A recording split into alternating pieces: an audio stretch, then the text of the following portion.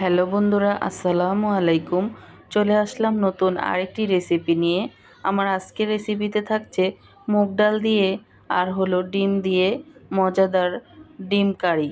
এই ডিম কারিটা এতটা মজা হয়েছে, তোমাদেরকে আমি কি বলবো। ঘরে যদি মাছ মাংস কিছুই না থাকে, তুমি কিন্তু দুটো ডিম থাকলে এভাবে মজাদার একটি রেসিপি রান্না করে নিতে পারো। এই রেসিপিটা একদিন ট্রাই করে দেখবা।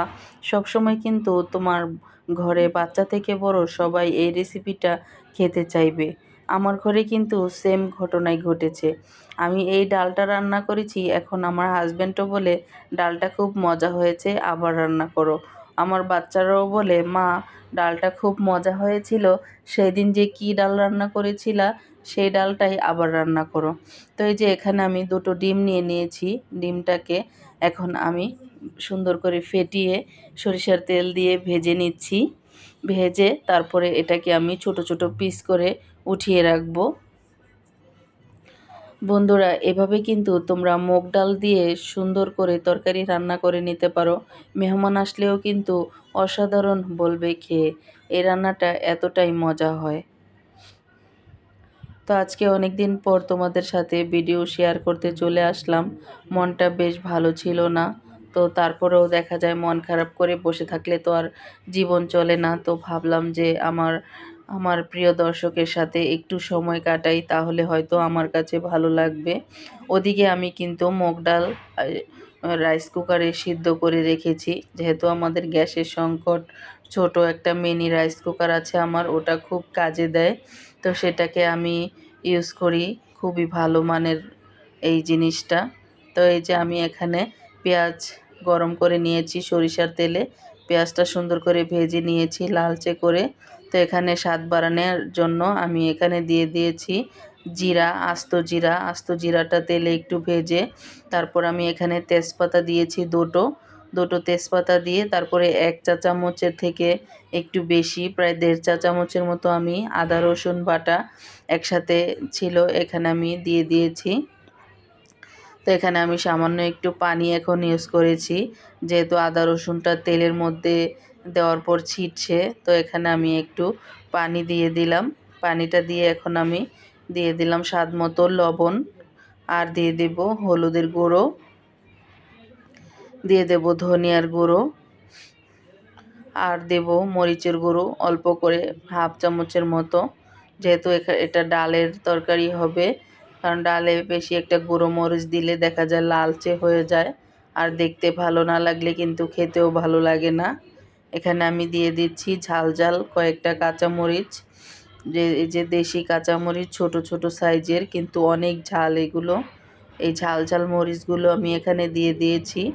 এখন আমি এই মশলাটাকে সুন্দরভাবে কষিয়ে নিলাম। এখন আমি যে ডালগুলো সিদ্ধ করে রেখেছিলাম সেই ডালগুলো এখানে আমি ঢেলে দেব।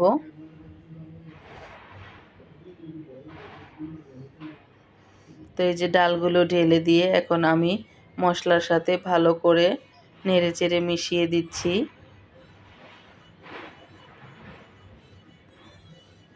তো এই যে এখানে আমি সামান্য একটু পানি এখন দিয়ে দেব।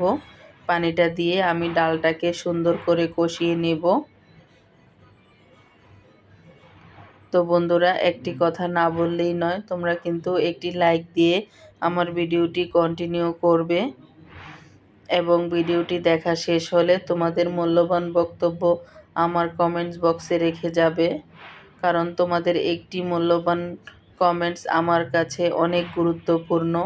আমার পরবর্তী কন্টেন্ট তৈরি করতে আমাকে উৎসাহিত করে।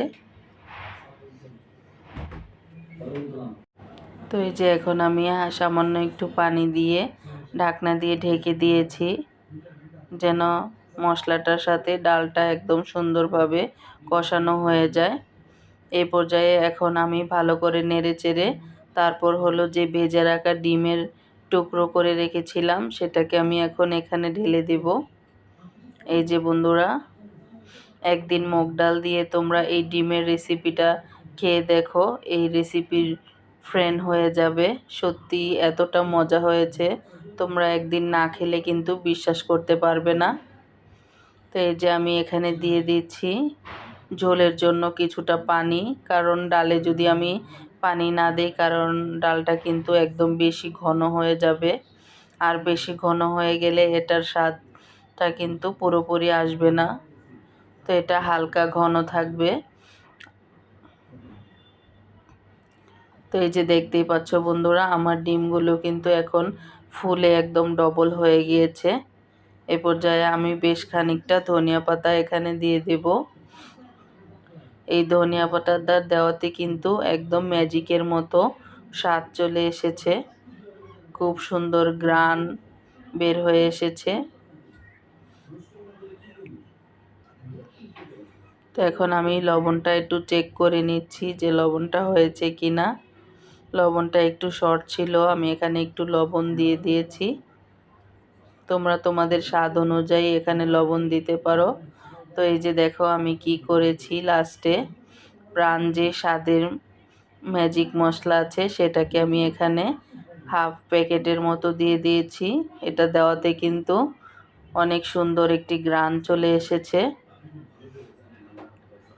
এটা ডিম নাকি মাংস তোমরা খাওয়ার সময় টেরই পাবা না, এতটা মজা হয়েছে আলহামদুলিল্লাহ। একদম ঘ্রাণে মগজ হয়ে গিয়েছে আমার ঘর। তো এই যে দেখো আমি কিন্তু হাজবেন্ডের জন্য এখানে ডাল দিয়ে যে রান্নাটা করেছি সেটা কিন্তু আমি বাটিতে নিয়ে নিয়েছি। এখন আমি তাকে খেতে দিয়ে দিব। দেখো বন্ধুরা কতটা সুন্দর হয়েছে আর কতটা পারফেক্ট হয়েছে আমার ডাল রান্নাটা। তো আজকের মতো এখানেই বিদায় নিচ্ছি, দেখা হবে নেক্সট কোনো রেসিপি নিয়ে। সে পর্যন্ত সবাই ভালো থেকো, আল্লাহ হাফেজ।